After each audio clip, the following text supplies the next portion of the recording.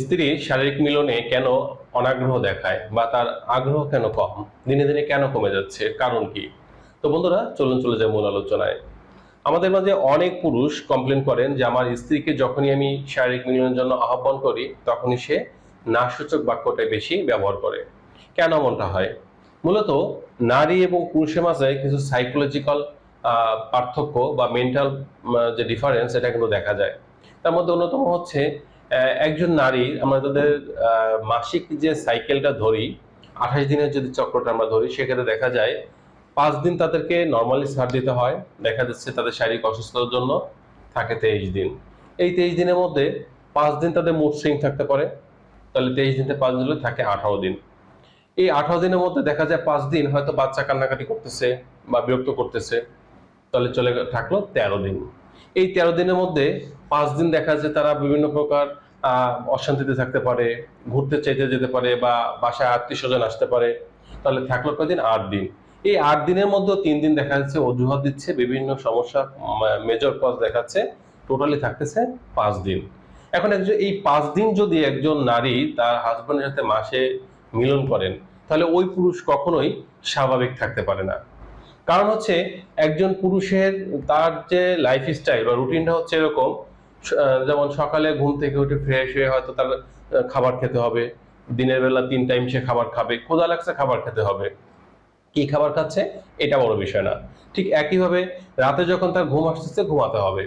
আবার সকালে যখন ভোরে ঘুম থেকে উঠবে তখন তার স্বামী স্ত্রীর সাথে মিলন করতে মন চাইবে বা সে করবে। এটা তো একটা গদ বাঁধা নিয়ম, অর্থাৎ তার যেমন খাবারের চাহিদা আছে, ঘুমানোর প্রয়োজন আছে, ঠিক তার সহবাসের প্রয়োজনটাও কিন্তু আছে। এটা কিন্তু একটার সাথে একটা জড়িত। কিন্তু একজন নারীর ক্ষেত্রে কিন্তু তা নয়। একজন নারী মনে করেন যে তার সহবাস করতে হলে তার ঘর গোছানো আছে কিনা, তার বাসন কুসন পরিষ্কার করা আছে কিনা, বাচ্চা কাচ্চা ঘুমাইছে কিনা, এরপরে সে যেখানে সহবাসটা করবে দিনের বেলা হলে কেউ দেখে ফেলবে কিনা, কেউ ডিস্টার্ব করবে কিনা, এটার লজ্জার কারণ হবে কিনা, নানান বিষয়গুলো থাকে। এর পাশাপাশি যদি হাজবেন্ডের সাথে কোনো কথা নিয়ে মনের অমিল হতে পারে, অথবা কথা কাটাকাটি থাকতে পারে, একটু হালকা পাতলা ঝগড়া হতে পারে, তাহলে তো কথাই নেই, কোনোভাবেই তাকে রাজি করানো যাবে না। এই যে বিষয়গুলো থাকে, এগুলোর ফলে দেখা যায় যে একজন পুরুষ কিন্তু তখন পরনারীর প্রতি আসক্ত হয়।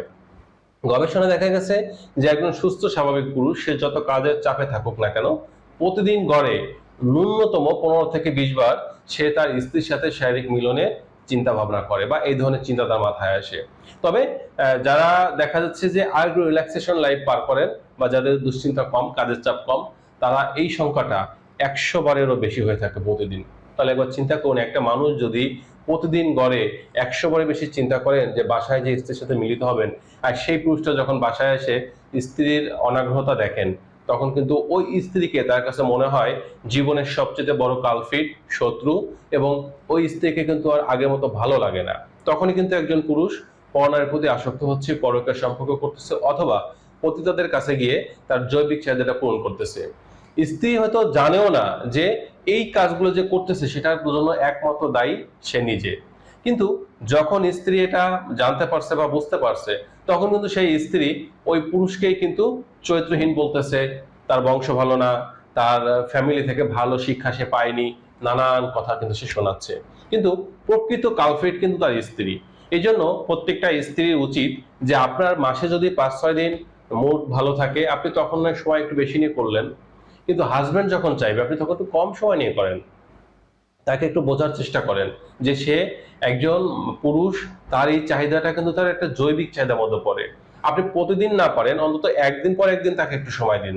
সেক্ষেত্রেও কিন্তু সে বুঝবে যে না, আমার স্ত্রী তো আমাকে প্রতিদিন না পারলেও একদিন পর একদিন কিন্তু সে আমাকে সময় দিচ্ছে। এভাবে করে কিন্তু আপনি চাইলে দাম্পত্য সম্পর্কটাকে সুন্দর রাখতে পারেন।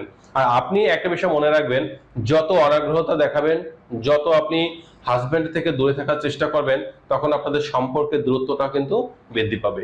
এই সম্পর্কের দূরত্ব বৃদ্ধি পেতে পেতে একটা সময় এমন একটা অবস্থায় আসবে, হাজবেন্ড যখন বাইরের নারীদের প্রতি আসক্ত হয়ে পড়বে, তখন আপনি চাইলেও কিন্তু এটা ছাড়াতে পারবেন না।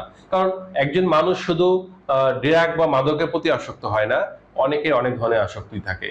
যে এই একজন পুরুষ নারী প্রতিও যে আসক্তটা হয়ে থাকে বা হন, এটাও কিন্তু মাদকের থেকে কোনো অংশে কম নয়। এই জন্য আপনাদের বলবো যে আপনি যদি নারী হিসেবে মোটামুটিভাবে সুস্থ থাকেন, আপনার সমস্ত কাজকর্ম একদিকে থাকবে, আপনার হাজবেন্ডের চাহিদাটা পূরণের বিষয়টা একদিকে রাখতে হবে, তাহলেই দাম্পত্য জীবনটা সুন্দর হবে। তো বন্ধুরা, এই ছিল আজকের বিষয়। স্বাস্থ্য বিষয়ক তথ্য বা পরামর্শ পাওয়ার জন্য কমেন্ট করতে পারেন। আমি এবং আমার টিম চেষ্টা করব আপনাদের কমেন্টে রিপ্লাই দিয়ে হেল্প করার জন্য। আজ এ পর্যন্ত, আল্লাহ হাফেজ।